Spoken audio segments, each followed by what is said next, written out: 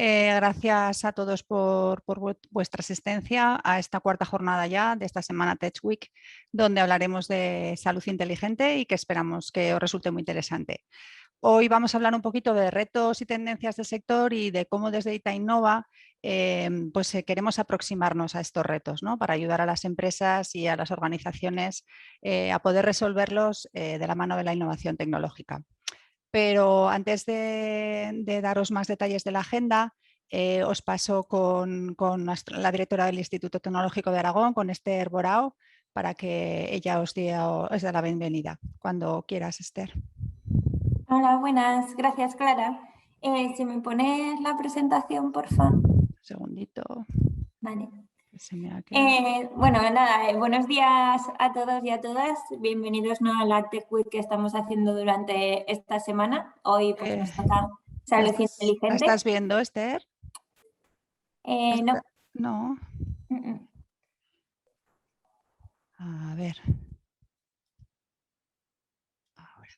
¿Ahora sí? Ahora sí. Vale.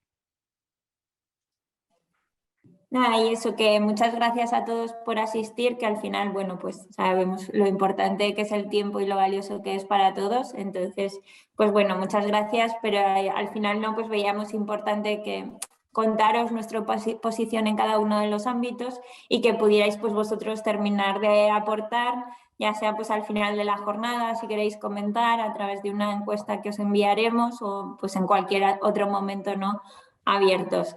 Y por enmarcar este plan de marketing y también que conozcáis un poco más, el año pasado estuvimos trabajando en el plan estratégico, un plan que al final nace, ¿no?, de la incertidumbre que todos vivíamos, entonces pues nace vivo, ¿no?, y donde hay que estar siempre pues abiertos al cambio.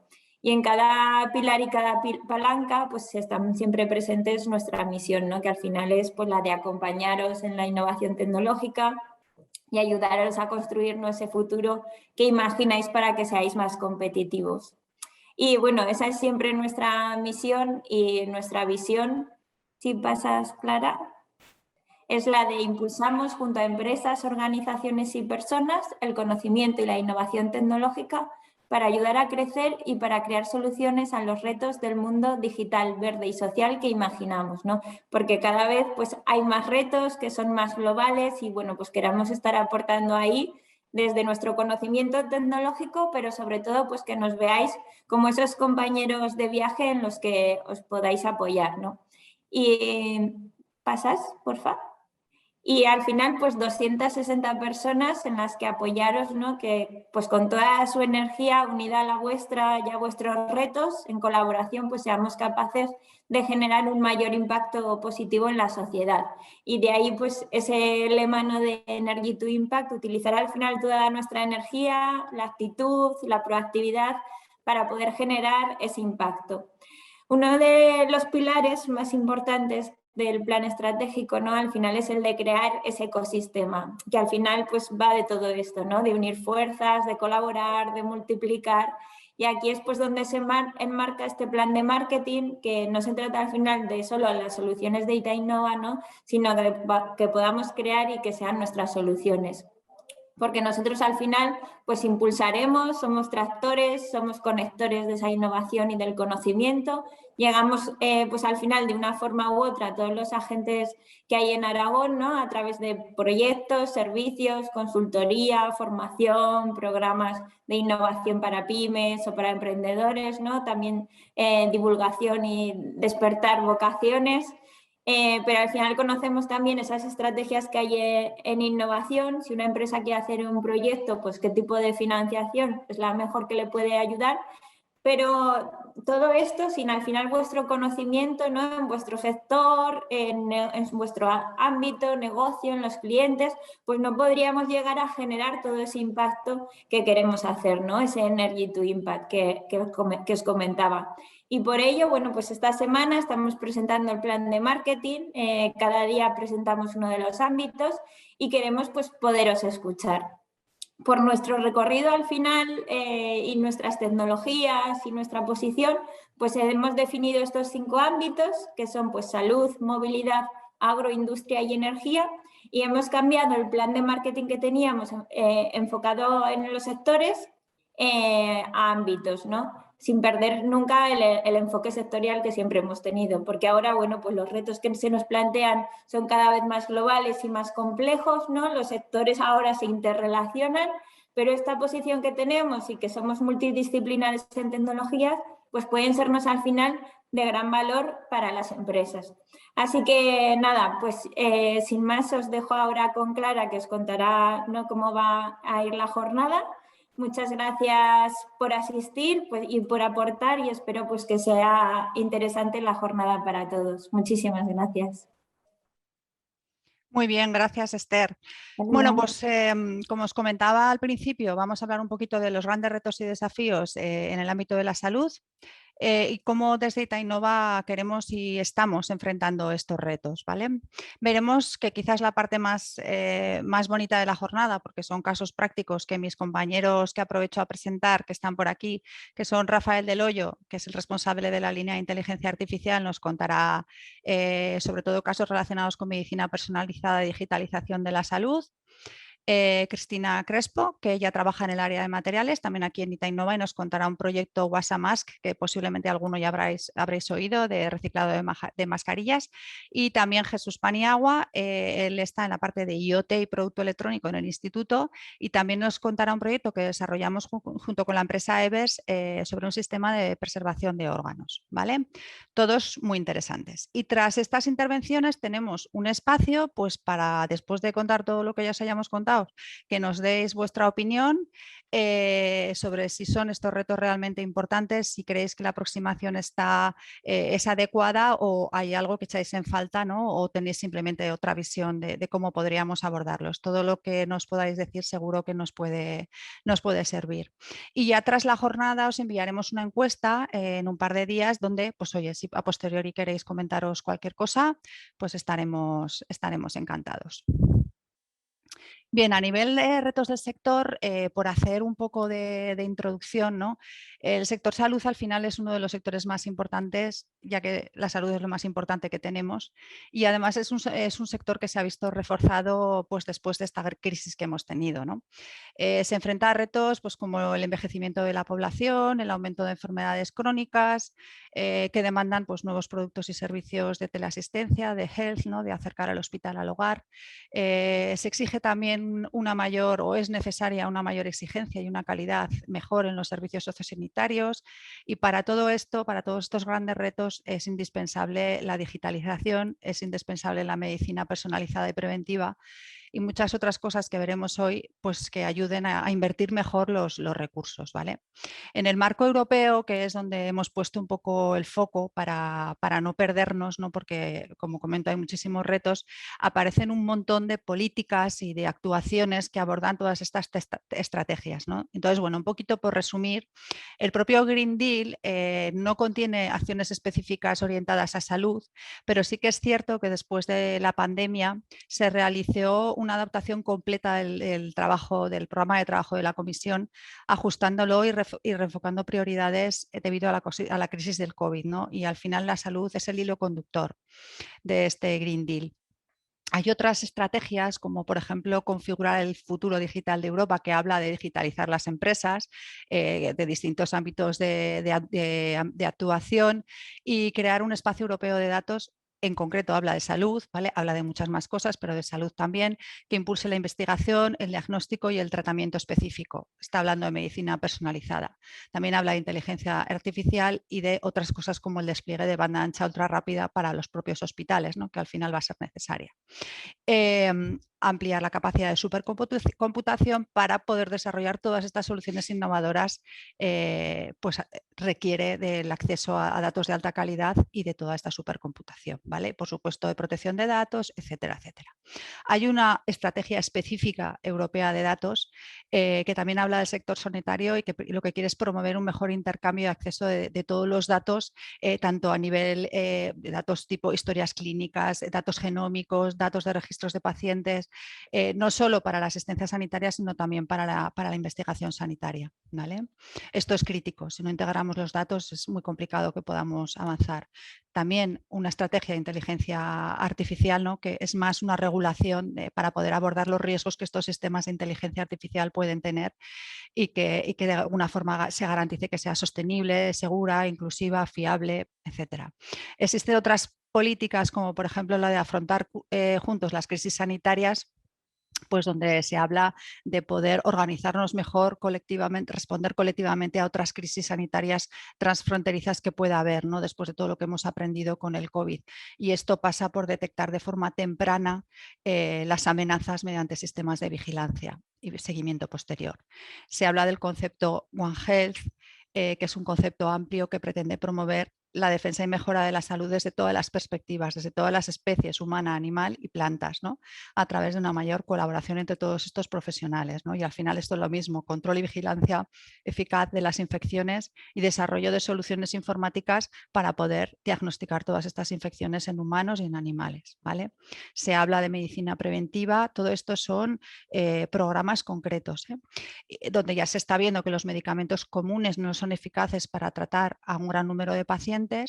Está habiendo un montón de aumento de costes sanitarios porque las enfermedades prevalecen más y hay más enfermedades crónicas, la población está envejeciendo y se trata de encontrar las terapias que funcionen mejor en cada paciente para ser más eficientes. Así como un poco de resumen general, ¿vale? Otro sitio donde nosotros ponemos el foco, porque al final es donde todas estas políticas se convierten en cosas más tangibles, ¿no? Al final en proyectos de investigación o en proyectos de innovación. Y dentro de Horizonte Europa, la salud es uno de los pilares dentro de este pilar de aquí.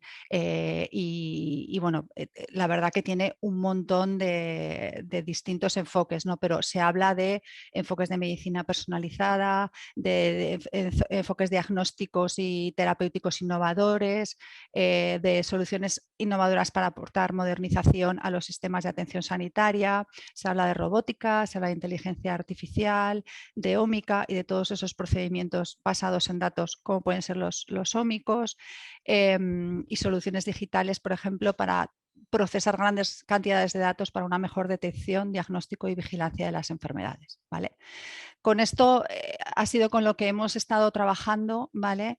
Y a partir de ahí hemos llegado un poco a estas tres cajas, ¿vale? Que en el fondo están interconectadas muchas veces, que son aquellos retos donde nosotros como Itainova, por las capacidades y conocimientos que tenemos, pensamos que podemos aportar.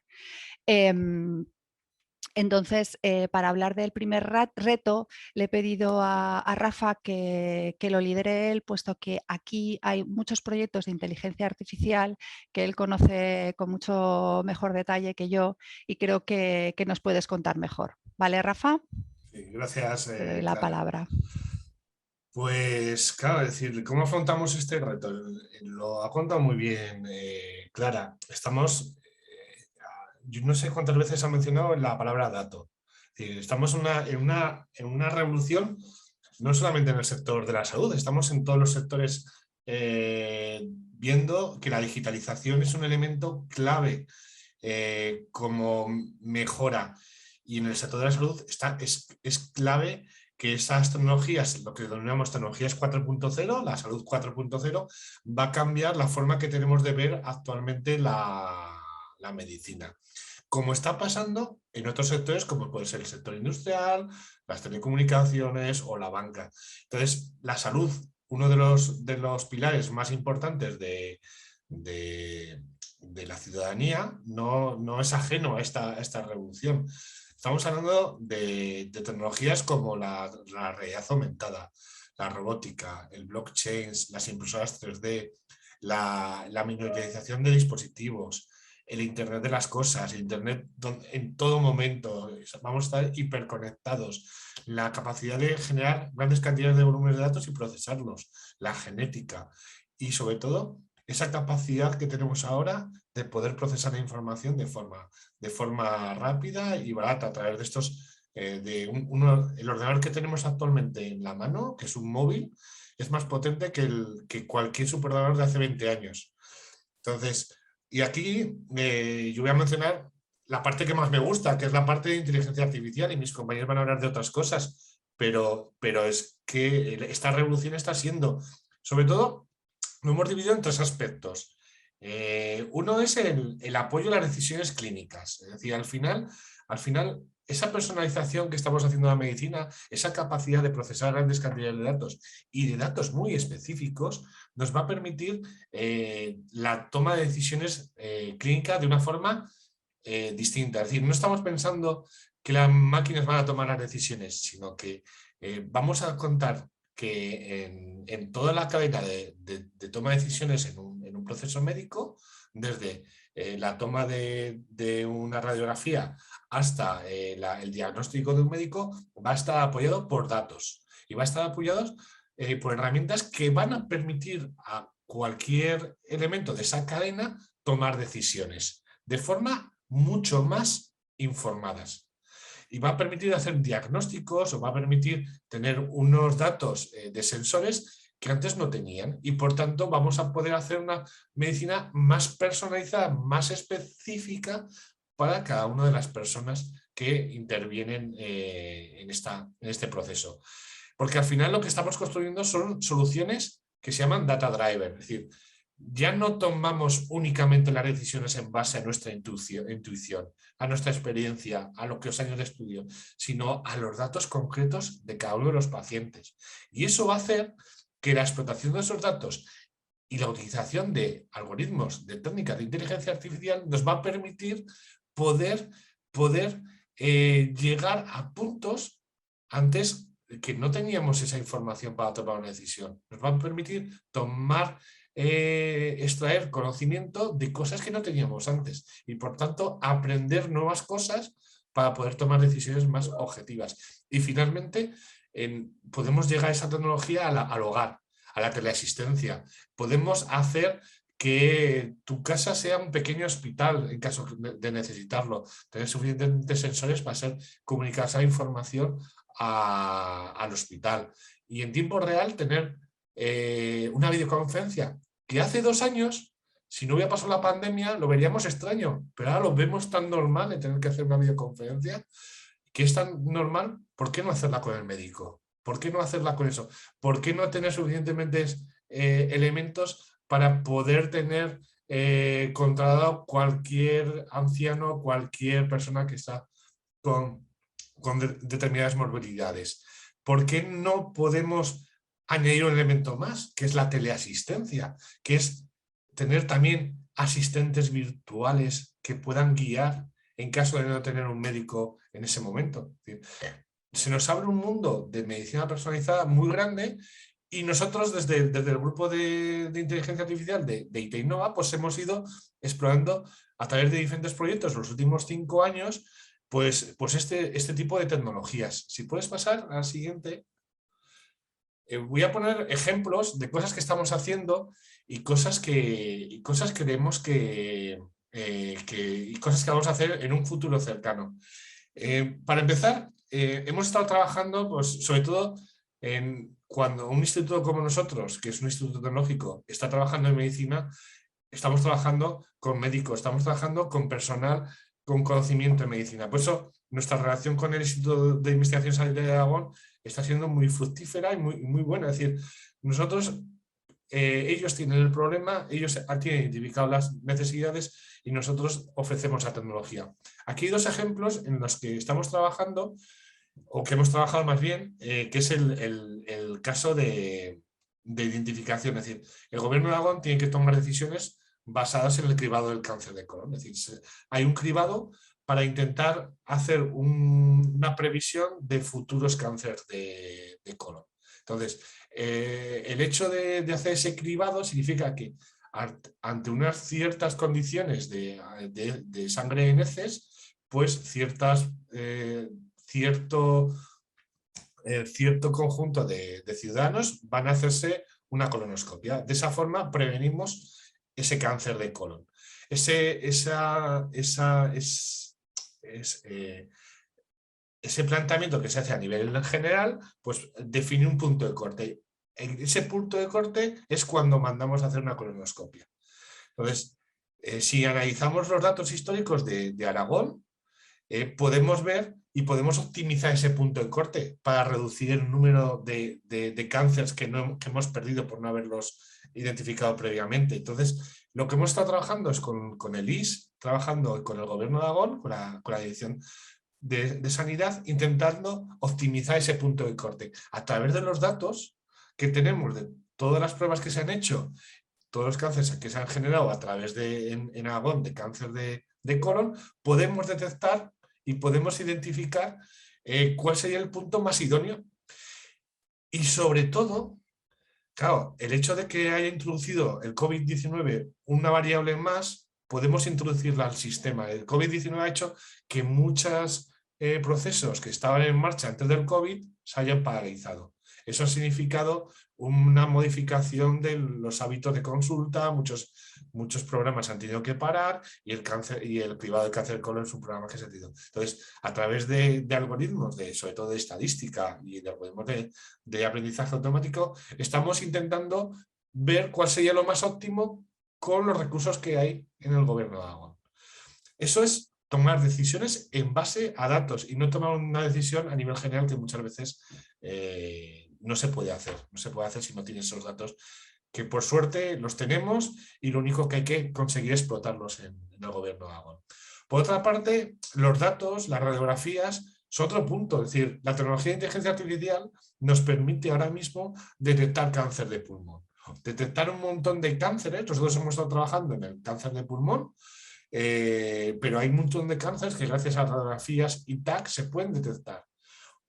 Es cuestión de analizar, identificar, buscar esos datos que nos permiten poder predecir y detectar cáncer de pulmón dentro de una radiografía. Es una herramienta que a nivel de investigación, pero que poco a poco, en pruebas pilotos a nivel europeo, podemos empezar a ponerlo en marcha en diferentes hospitales. Y además, permitir una reducción, una mejora en la detección de cáncer, no solamente de cáncer de pulmón, sino de otros cánceres.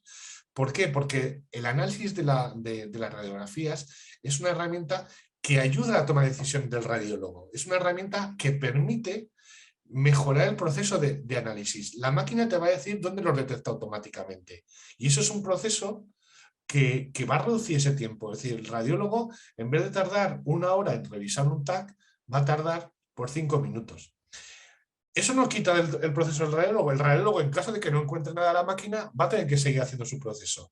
Pero nosotros damos una herramienta que ayuda a esa toma de decisiones, que ayuda a detectar ese cáncer, en nuestro caso el cáncer de pulmón, pero ahora se está tratando de utilizar la inteligencia artificial, en especial el deep learning, para detectar muchos cánceres de forma automática, para reducir ese proceso de identificación por parte del radiólogo o del médico. Si vamos al siguiente, la inteligencia artificial al final es un elemento que, por ejemplo, el radiólogo te permite, oye, al final le dices al radiólogo, aquí identifico un cáncer, y el radiólogo te dice que sí o que no a la máquina. Claro, estamos tomando las máquinas decisiones. En estos 2 años de COVID, pues cuando empezó la pandemia, nosotros rápidamente nos pusimos en manos del Gobierno de Aragón para intentar unir pues, esfuerzos con el IACS, con el IS, con los diferentes centros de la universidad investigando en temas de eso, y estuvimos trabajando en un grupo multidisciplinar. Sobre todo trabajamos en analizar las diferentes olas que ha habido de COVID, y sobre todo nos centramos en hacer modelos de inteligencia artificial para predecir la gravedad de un enfermo que llegaba a urgencias. Es decir, llegaba un enfermo a urgencias, se le hacía la PCR, se detectaba que tenía COVID-19 y identificábamos que por un conjunto de morbilidades, un conjunto de enfermedades previas, un conjunto de medicamentos, pues ese enfermo, el proceso que iba a tener iba a ser de alta gravedad y por tanto iba a entrar en UCI. Entonces, nosotros hicimos una herramienta que estaba publicada y que se puso en marcha en el clínico. Era donde el médico de urgencias introducía las variables e indicaba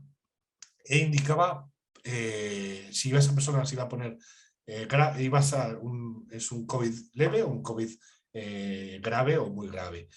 Pero además desde un punto de vista ya técnico, nosotros no solamente nos centrábamos en dar una respuesta si se va a poner grave o no, sino por qué. Que es un poco también una de las orientaciones que da la inteligencia artificial.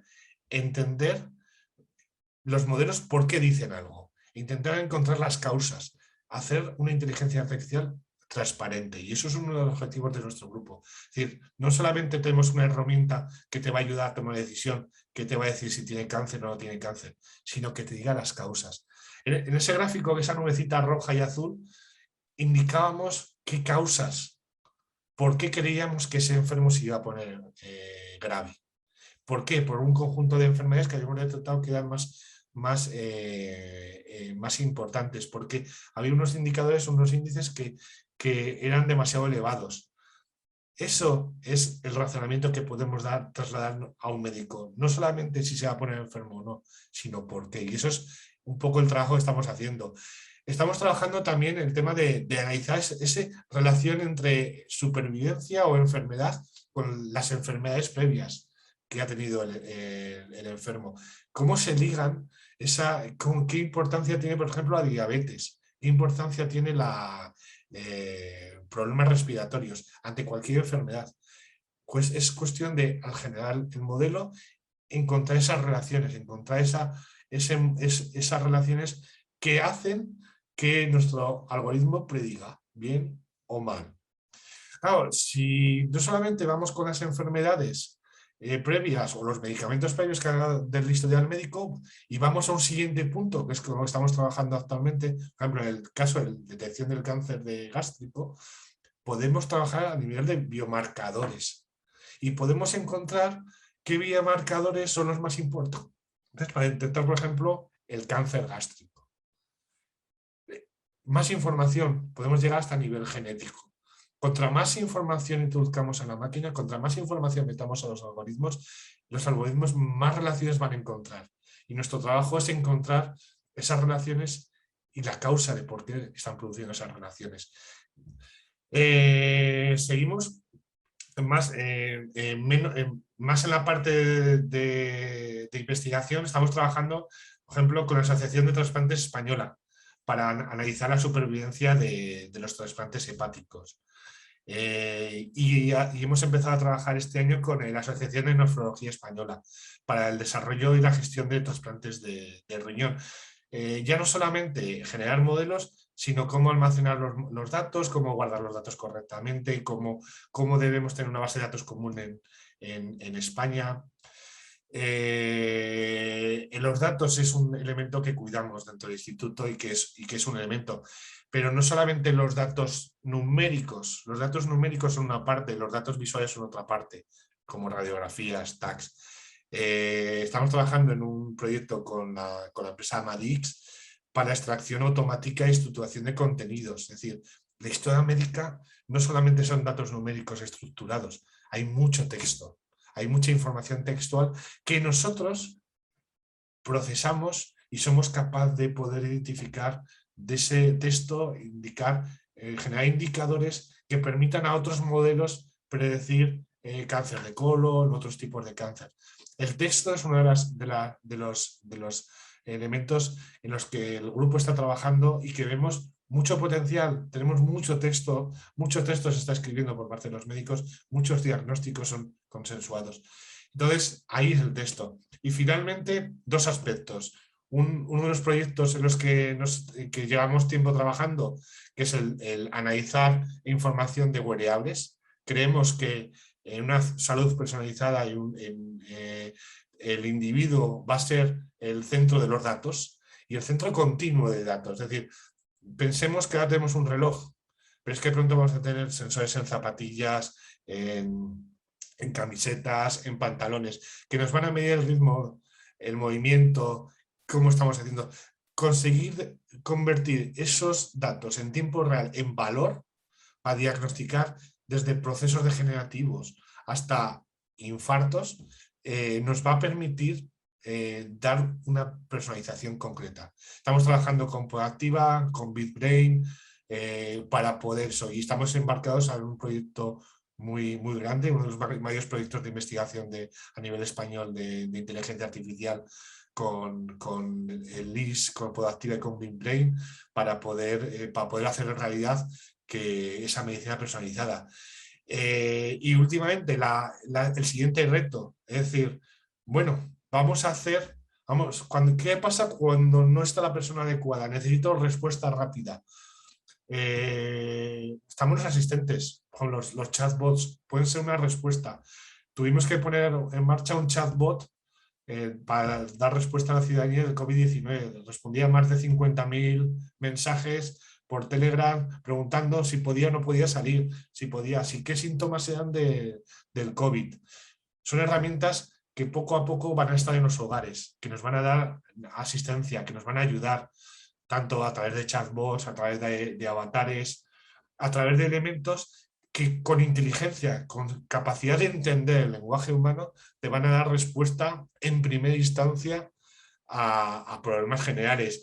Y cuando detecte que hay un problema grave, el propio asistente se va a poner en contacto con el médico indicando una alarma rápidamente. Estamos ahí investigando, estamos trabajando no solamente en el sector de la medicina como en otros sectores, y al futuro es esta medicina personalizada de prevención y de predicción de las enfermedades antes de que se produzcan. Esto es un poco un breve resumen rápido de todas las cosas que hacemos. Estamos trabajando mucha investigación, estamos trabajando con empresas. Creemos que la inteligencia artificial es una herramienta muy potente que va a estar en la medicina personalizada en corto plazo. Muy bien. Muchas gracias, Rafa. Muy interesante. Bueno, cojo yo el relevo un poquito y para analizar los otros dos retos que teníamos, el 2 y el 3. En el 2 le hemos llamado digitalización de la salud entendida desde el punto de vista más hospitalario. ¿Vale? Aquí hablamos de un concepto que ya se viene hablando hace unos años, que es el Real Time Health System, que al final representa la transformación de las organizaciones proveedoras de asistencia sanitaria, en empresas eficientes, centradas en el paciente y cuyo objetivo es crear mejores opciones de cuidados, una experiencia de paciente mejorada. ¿Vale? Entonces aquí nosotros nos focalizamos como en dos ámbitos, ¿no? En lo que es la optimización de procesos hospitalarios a cualquier nivel, pues desde control de farmacia, automatización, organización de tareas, gestión de recursos, trazabilidad de activos, trazabilidad de personas. Al final un hospital no deja de ser un gran almacén con un montón de cosas moviéndose, ¿no? Y con un montón de recursos que gestionar, ¿no? Entonces aquí hay tecnologías como IoT o como blockchain que pueden ayudar en este proceso, ¿no? También hablamos del concepto gemelo digital, que es como un paso más de la optimización, que al final lo que nos permitiría es simular todos los procesos o parte de los procesos que, por ejemplo, se dan en un hospital con datos reales, o sea, será como un gemelo virtual, pero los datos son los reales, de forma que tú puedes ver en ese proceso virtual, en ese gemelo virtual, tus procesos y puedes interaccionar con ellos viendo qué pasaría si cambias determinadas cosas, pero sin que tu proceso real sufra ningún riesgo de que vayas a cargarte algo, ¿vale? Esto es algo que se aplica en las empresas industriales, pero que se puede aplicar igual en un hospital, ¿no? ¿Qué pasa si quito a esta persona, la muevo, si pongo estos dispositivos aquí o allá, si cambio este proceso de esta forma?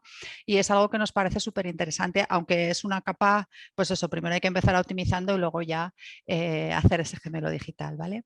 Blockchain también es una tecnología que pensamos que tiene mucha aplicación dentro de lo que es los hospitales, ¿vale?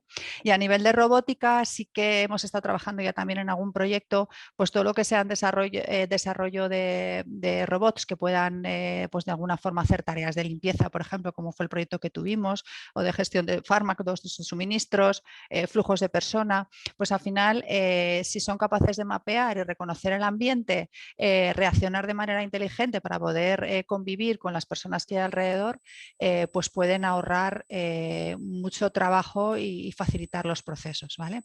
Estos dos ámbitos son un poco en los que nosotros trabajamos. Y a nivel de lo que es producto médico, aquí somos muy conscientes de que decir decir producto médico es decir palabras mayores, ¿vale? Diseñar, desarrollar y poner en el mercado un producto médico es algo muy complejo que conlleva muchísimas certificaciones y muchísimos trámites y nosotros somos muy conscientes de hasta dónde podemos llegar y hasta dónde no, ¿vale? Entonces aquí lo que intentamos es poner nuestro granito en qué cosas pensamos que podemos ayudar, ¿vale? Entonces, al final, en la parte de nuevos materiales, que luego os contará Cristina un ejemplo para que veáis qué tipo de cosas se pueden hacer, el sector de la salud consume una cantidad muy grande de recursos y al final cada vez van a estar más obligadas las empresas sanitarias a reutilizar pues productos sanitarios, por ejemplo, que ahora son muchos de un solo uso, o reutilizar productos sanitarios para poder fabricar otros, ¿no? Hay que buscar la forma de que eso cambie, ¿no? Pero bueno, es un sector que también requiere más tiempo que cualquier otro en el camino hacia la circularidad, porque tiene otros aspectos que son inherentes a su actividad, como pues, la seguridad del paciente, la higiene, ¿no? Pues que hay productos que están en contacto con ciertas cosas que son, bueno, que es complejo, ¿no?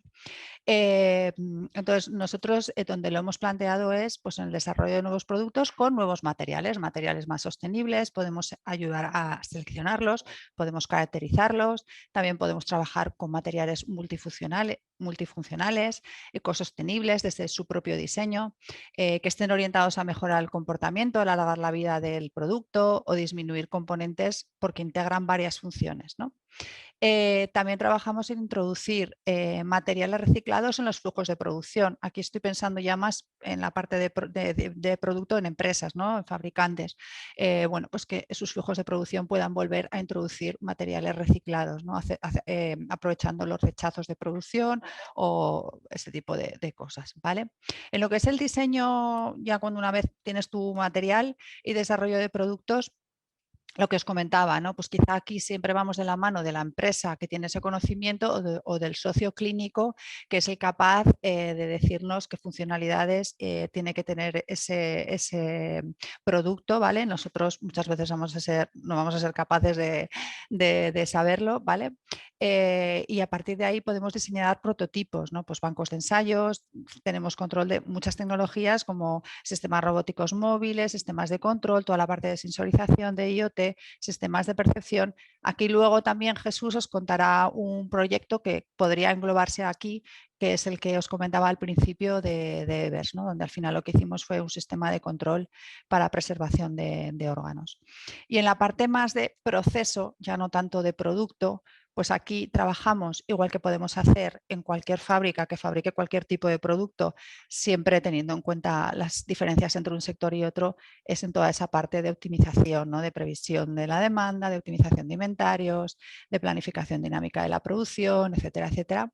Y luego quizá el concepto gemelo digital vuelve a entrar aquí, ¿no? Podemos hacer un gemelo digital de un hospital, pero también podemos hacer un gemelo digital de una planta productiva, digitalizar todos sus procesos, monitorizarlos y simular escenarios de producción diferentes, ¿no? Pues yo qué sé, ahora hay que hacer más series cortas, más series largas, cómo tengo que cambiar mis cadenas, mis líneas de producción, todo eso, hacerlo en real sin tenerlo claro es una inversión que no tiene sentido, ¿no? Entonces, para todo este tipo de cosas trabajamos con gemelo digital.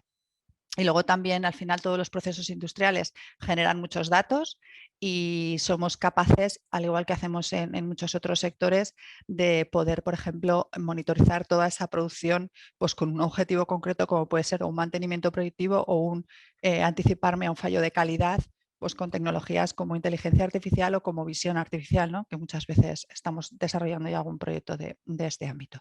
Y no me enrollo más porque creo que esto os lo van a contar mejor mis compañeros. Así que te doy paso, Cristina, cuando quieras. Gracias, Clara. Bueno, pues el proyecto Wasamas, que como os han dicho anteriormente, igual lo habéis oído por los medios, por lo que se ha llegado a difundir. Puedes darle, Clara, para que vaya apareciendo.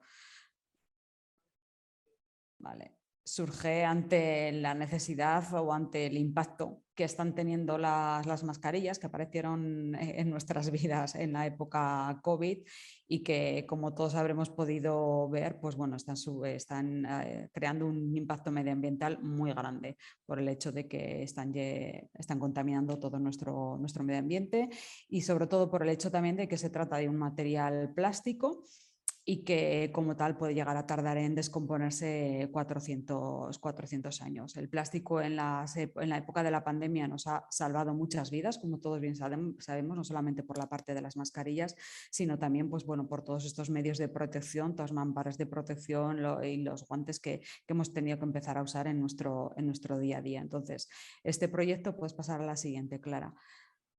Surgió un poco con la necesidad de, como os he comentado, de evitar la contaminación por el uso de las mascarillas, de buscar una alternativa a tirarlas a la basura y que al final acaben en el medio ambiente y sobre todo generar un proceso de reciclado que fuera de una manera mucho más sencilla a los procesos actuales que se están utilizando con los materiales plásticos. Entonces, bueno, os voy a contar un poquito cuáles fueron las etapas que hemos seguido. Puedes pasar.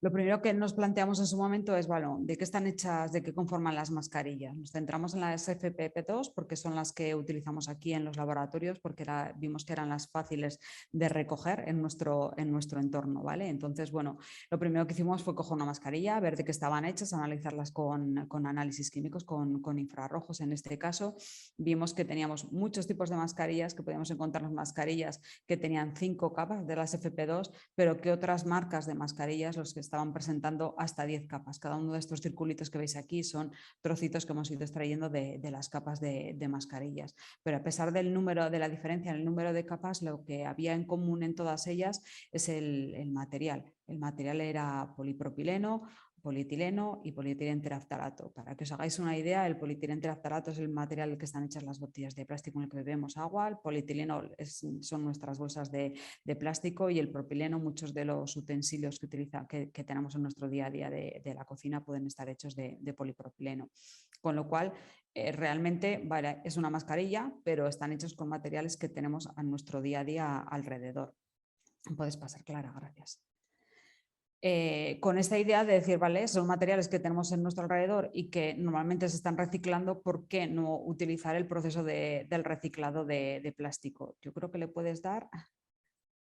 ¿Vale? En el proceso de reciclado de plástico normalmente se hace una separación, el proceso de reciclado mecánico estoy hablando porque hay otros tipos de reciclado, pero en el reciclado mecánico se hace una separación en función del tipo de plásticos para conseguir pues el polipropileno por un lado, polietileno por otro, PVC por otro lado, obtener corrientes de un solo tipo de plástico. Nosotros en nuestro estudio hemos dicho, en este caso las mascarillas va a ser muy difícil separar cada una de estas capas por cómo están configuradas, queremos evitar este tipo de separación y obtener una mezcla, un material de plásticos que va a tener unas determinadas propiedades y con las que queremos trabajar. ¿Puedes seguir, Clara?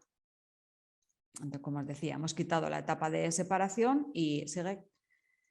Y vamos a trabajar con las mascarillas en sí. ¿Qué es lo que hemos hecho? Pues bueno, como os decía, hemos trabajado con estas mascarillas porque son las que podemos recopilar en el instituto. Tenemos puesto unos contenedores, unos cubos de basura en el que los trabajadores depositamos ahí las mascarillas y en las que previamente hemos eliminado las gomas y el fleje metálico.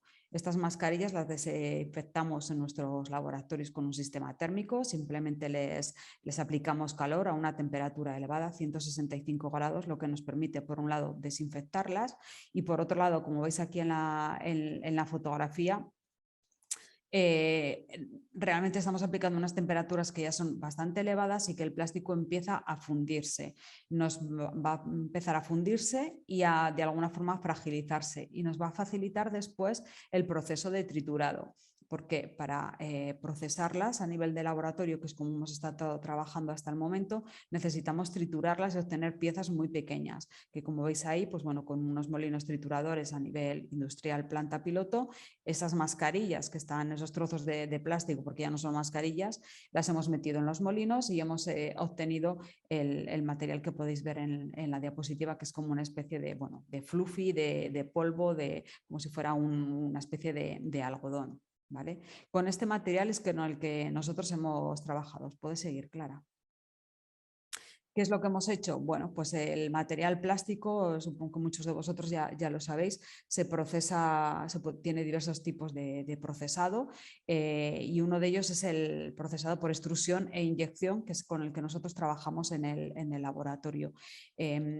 Voy a dar un ejemplo muy claro de lo que se hace. En este caso se está fundiendo el material, es como si cogiéramos unas porciones de chocolate, lo calentamos, se funde, lo estamos mezclando en lugar de, pues bueno, en una Thermomix o en una sopera, lo estamos mezclando en una extrusora de doble usillo, que es el equipo este que veis aquí, y lo que hacemos es que cuando está el material fundido lo llevamos a un molde y obtenemos unas piezas, que en el caso del laboratorio hemos obtenido unas probetas para poder sacar material que nos van a definir después qué uso puede tener ese material. Es como si el chocolate lo llevamos a unas piezas de molde y obtenemos el bombón correspondiente, ¿vale? Porque tenerla, me parece que con esto queda bastante claro qué es lo que estamos haciendo.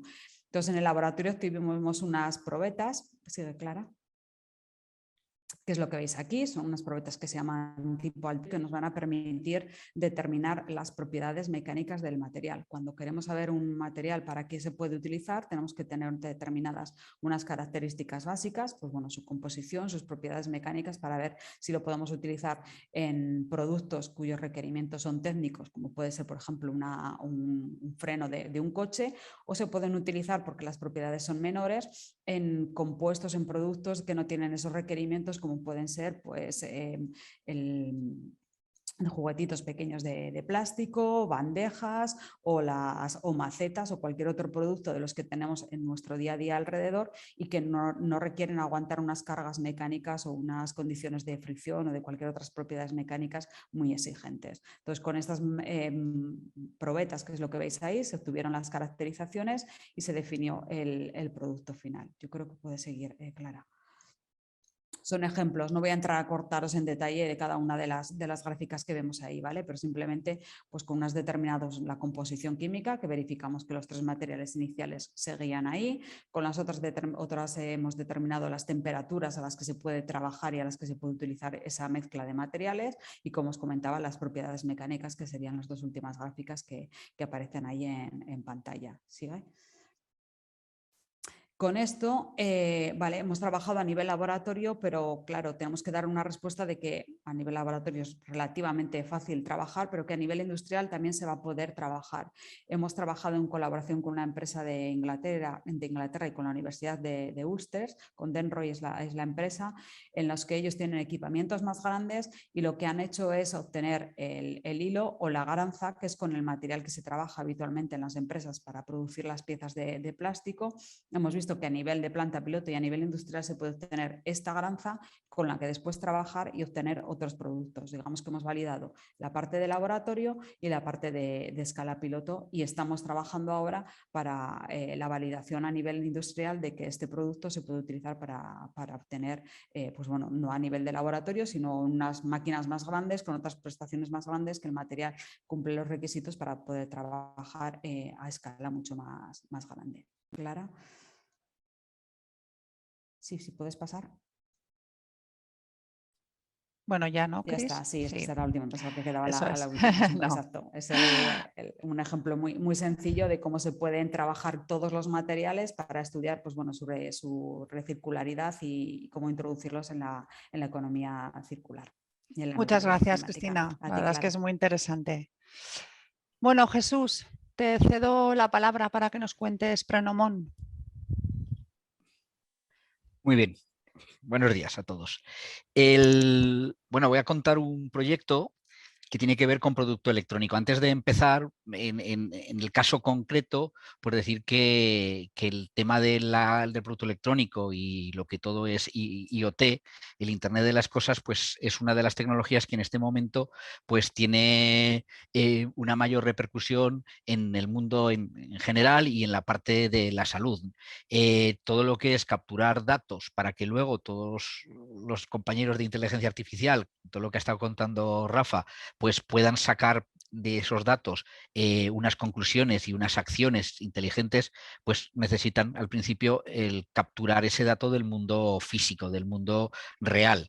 Y entonces ahí estamos nosotros, los que estamos trabajando con la parte electrónica, con lo que estamos trabajando con las comunicaciones, con los protocolos, los que hacemos que todos esos datos del mundo físico pues se lleven a la nube. Los proyectos que se suelen hacer en este campo de la electrónica pues serían como de tres tipos, ¿no? Uno es el primero que acabo de decir, el de Internet de las cosas, que es capturar estos datos, ya sea pues directamente de la persona mediante los wearables o con los elementos que lleva, ¿no? Acabamos de hacer un proyecto de un sillón, el proyecto Mature Life, que es un sillón que está instrumentado y que es capaz de detectar la persona que está sentada, cómo está sentada, cuánto tiempo y hasta la respiración que tiene para sacar su patrón de comportamiento y poder dar una serie de alarmas o de avisos en caso de que pues se salga de ese patrón y eso indique que esa persona, que suelen ser personas mayores, pues le está ocurriendo algo. Otros sistemas tienen que ver con lo que es instrumentación electrónica. Es con sistemas en los que se utiliza la electrónica para sacar un diagnóstico en base bueno, pues a esa información que se hace normalmente pues, en una consulta, en un hospital. En este estuvimos trabajando en un tema que era una cartografía cerebral en la que nos permitía sacar los mapas de actividad cerebral en todo el cerebro, de tal forma que según qué estímulos pues se podía saber qué es lo que estaba pasando, si era normal o no era normal. En aquella época, cuando se hizo esto, no se aplicaban todas estas tecnologías de ahora de la inteligencia artificial y se aplicaba más bien pues una estadística mucho más simple, ¿no? Ahora las posibilidades de esto son mucho más grandes. También estuvimos trabajando con lo que son potenciales evocados y pues cualquier otra señal biológica. Luego están los que son los productos, ¿no? El producto electrónico aplicado a la salud, como podían ser, por ejemplo, pues los respiradores. Cuando empezó la pandemia, pues muchos equipos tanto de makers como de profesionales se pusieron a trabajar. Nosotros también estuvimos trabajando y colaborando con esta empresa, con Evers, en el diseño de esos posibles respiradores que en caso de que pues hubiera habido unos problemas de suministro, pues se podían haber llegado a fabricar. Y uno de los casos en los que trabajamos es este proyecto, que se llamaba Prenomon, que es el desarrollo de un sistema para preservar y monitorizar de manera pues, no invasiva lo que es un órgano. Lo que se trataba era de un órgano que va a ser trasplantado, se extrae, y puede ser en el mismo hospital o puede ser pues, en un accidente que había en otro sitio y se van a extraerlo, y llega al hospital y mientras se prepara al paciente, se hace todos los preparativos tanto de pues está disponible el quirófano y tal, el órgano tiene que seguir estando allí. Normalmente se mantiene en frío, en hielo, pero lo que se quería era que este órgano estuviera vivo, funcionara con lo mismo que, o sea, vivo va a estar siempre, pero es decir, que funcionara como si estuviera en un cuerpo, ¿no? Como si estuviera funcionando normalmente con todas sus funciones. En este proyecto, que entra dentro de lo que es claramente bioingeniería, es el trabajo de tanto gente que sabe de medicina, de biología, de química, de ingenieros electrónicos, ingenieros de software, pues trabajaron varias personas, varias empresas. El líder era Evers, pero también estaba BioNchip, ITIP, Iteinova, la Universidad de Zaragoza, y nosotros nos tocó pues desarrollar la parte más electrónica y más de software, ¿no? que tiene que ver con el sistema. ¿Puedes pasar? Entonces, esta máquina que había que desarrollar tenía que estar dotada de sensores. El cuerpo humano tiene un montón de sensores que hacen que los órganos se mantengan, pero claro, luego estos hay que reproducirlos en la máquina para que hiciera lo mismo. Entonces, tenía que haber esa serie de sensores más todos los actuadores que trabajan pues moviendo la sangre dentro del órgano, en este caso es un riñón, el mantener la temperatura, el sacar la orina del que produce el propio órgano, porque el riñón no para y mientras está vivo sigue produciendo orina y había que extraerla. Entonces se trabajó en esos tres campos donde está el desarrollo del software, que es un software que tiene que cumplir una serie de condiciones de mantenimiento de vida. En este caso no es una vida de una persona, pero es un órgano y por tanto pues tiene que trabajarse con unos sistemas de tiempo real, que no se queden colgados, que continuamente aseguremos que está realizando las tareas en el tiempo preciso que tiene que realizarlas. Luego pues se desarrolló todo el sistema de los sensores que están capturando toda esa información, tanto de los elementos que hay en la propia máquina como del propio órgano. Y luego pues trabajamos nosotros, sino trabajó Evers en todo el sistema de perfusión, de tal manera que el órgano pudiera estar funcionando como si estuviera pues en una persona, y además con las condiciones de temperatura, esterilidad y todo esto, y sin dañar el órgano. Uno de los problemas que hay cuando se actúa sobre un órgano, en el caso, por ejemplo, de los respiradores, era que la acción de la máquina pueda dañar el órgano por meter más presión o más fuerza o calentar demasiado o permitir que se enfríe. Entonces hay que asegurarse de que la acción que realiza la máquina ayuda a mantener y no empeora la situación. ¿Puedes pasar? Esta máquina, bueno, pues tenía una serie de, hemos dicho, ¿no?, de elementos internos, externos. Aquí se ve la foto, en realidad es un vídeo, no sé si el vídeo funciona. ¿Le puedes dar, Clara? Sí, en este caso el vídeo no se estaba utilizando ningún órgano, sino se estaba probando que estaba funcionando todos los elementos que lleva, como hemos dicho, pues llevará pues una placa electrónica que lleva varios núcleos. Esto quiere decir que lleva varios procesadores para trabajar en tiempo real y permitir hacer todas las acciones de forma simultánea. Lleva toda una serie de sensores que tienen que ver pues con la temperatura de la sangre, del agua de calentamiento, para mantener la sangre a una temperatura determinada que es la que tiene que soporta y tiene que estar el riñón, más mantener el riñón en esa temperatura, pues se hacía mediante un calentamiento por paso por agua de los tubitos que llevan la sangre, de tal forma que no hay ningún elemento que actúa directamente sobre la sangre y la pudiera contaminar. Era importante ver todos los caudales de las aguas, la sangre, los dos tipos de sangres que circulan en el riñón, el oxígeno, todas las presiones para mantener y no dañar el órgano, todas las velocidades de esas bombas que se mantuvieran en los caudales y que tienen que cumplirse para que, porque decimos, ¿no?, mantener el órgano.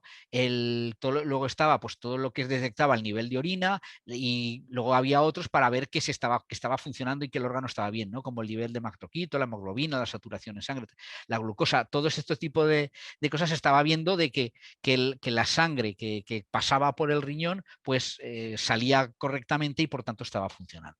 Y luego pues había todos los calentadores y todos los bombas y todos los elementos que tal. Ahí hay unas jeringuillas que se están viendo en el esto, que son las que alimentaban a la sangre de tal forma que se mantenía ciertos parámetros que necesita. Yo la verdad, esto no sabía, nosotros hemos controlado el flujo de estos elementos que alimentaban a la sangre para mantenerla en las condiciones óptimas, por lo que tanto por el tiempo en que está la sangre ahí como por el paso por el riñón. ¿Puedes pasar a la siguiente?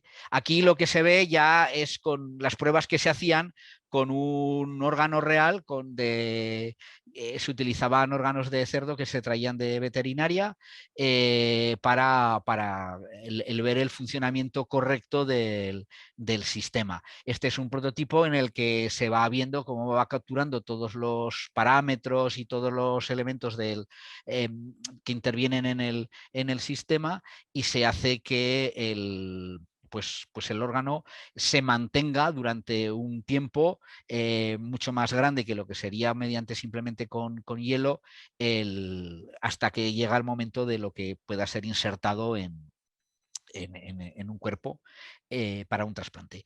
Este sistema, pasa ya a la siguiente, no, esto es, pues daba una serie de beneficios de cara a esa preservación del órgano en unas condiciones óptimas.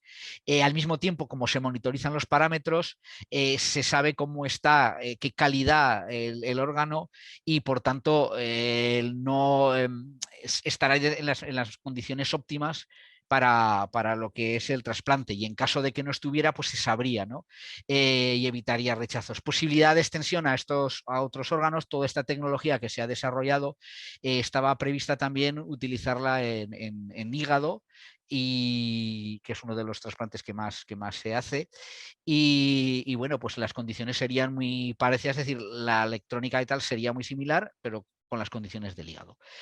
Con esto se permite realizar un mayor número de trasplantes porque no se dañan los órganos, sino se rechazan, y mejora además la logística hospitalaria y los resultados clínicos. Es decir, si se pueden hacer mejores trasplantes y además la máquina nos mantiene la logística de tener que estar allí utilizando pues unas cámaras de hielo y llevarlo de un sitio a otro, tal, pues lo puede mantener cerca, el órgano muy cerca de donde se va a hacer el trasplante. Y luego, bueno, pues aumentar las cifras de donación viable cuando los órganos, pues el momento en el que hay que extraerlo no es el adecuado. En el momento que se obtiene, por ejemplo, pues dentro del hospital, poder en ese momento ya que el órgano siga funcionando, ¿no? Normalmente las tasas de mortalidad mientras se espera un trasplante son del 15 al 30%. Con este tipo de máquinas se conseguiría reducir esto simplemente por el hecho de que llegarían más órganos en mejor estado a lo que es el trasplante.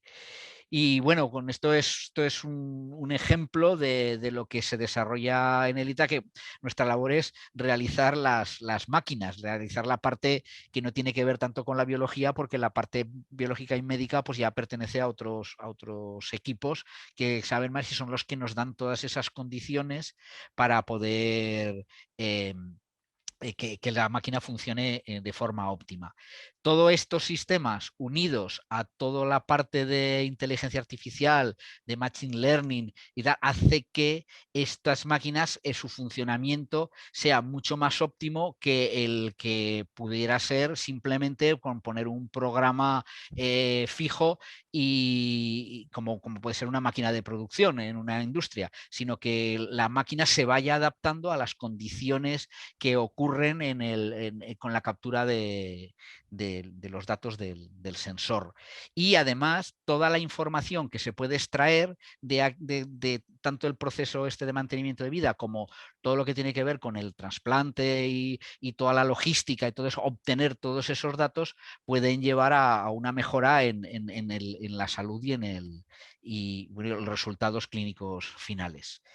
No sé, ya no tengo más cosas que deciros. Muchas gracias, Jesús. Lo has explicado de maravilla. La verdad Muy es bien, que es un gracias. proyecto muy chulo. Sí. Y bueno, por cerrar un poquito la sesión, sí que, por favor, hay muchos de los que estáis ahí que sabéis mucho del sector. Yo sí que os pediría que pudierais dejar alguna pregunta por el chat mientras os cuento lo último y luego las miramos. Simplemente por cerrar, Esther comentaba al principio que estos son los 5 ámbitos en los que estamos trabajando.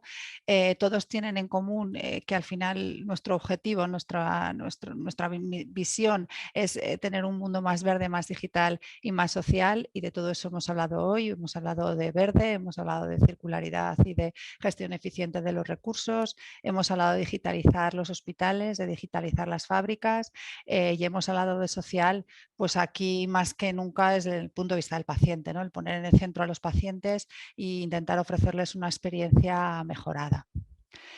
Y esto es un ejercicio que hemos hecho de cómo se interconectan todas estas áreas y que nos parece interesante porque realmente se interconectan. En el caso de salud, pues por ejemplo, si hablamos de salud y de movilidad, pues ahora hablamos mucho de movisanos, ¿no? De toda esa parte de movilidad saludable que hace unos años ni nos la planteábamos, ¿no? O de corredores verdes, por ejemplo, ¿no? En el caso de salud y de agroalimentación, el concepto que mejor las une es One Health, que ya lo hemos comentado antes, y nos preocupa mucho lo que comemos por nuestra salud. Esto hace unos años no nos preocupaba tanto, ¿no? A nivel salud e industria, pues se puede hablar desde incluso construir edificios más saludables y de todo el tema de seguridad y salud, ¿no? Laboral, que también es algo que preocupa dentro de la industria y más con lo que ha pasado. Y a nivel energético, pues bueno, el sector energético es está cambiando también sus modelos a pasos agigantados y bueno, pues comunidades energéticas renovables son cosas que pueden afectar al sector sanitario, a los propios hospitales o a los propios empresarios, las fábricas, ¿no? Y bueno, no sé si yo no consigo ver el chat, no sé si Rafa o Cristina o Jesús hay alguna pregunta. Por ahora no. Por ahora no, bueno, pues voy a tener que marcar candidatos. Bueno, mientras esperar, simplemente por los que nos conocéis menos, bueno, nosotros, como habéis visto, trabajamos con empresas, también con muchos otros organismos, y lo que solemos tener es mucha vinculación y mucho compromiso con los proyectos que hacemos, ¿vale?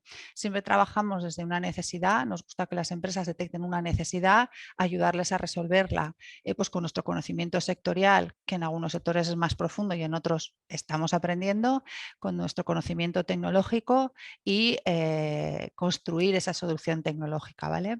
Tenemos un equipo muy multidisciplinar, aquí habéis visto a 3 compañeros, cada uno es de un área, pero bueno, esto aquí cada uno sabe de una cosa, lo cual nos permite hacer proyectos muy interesantes y muy multidisciplinares.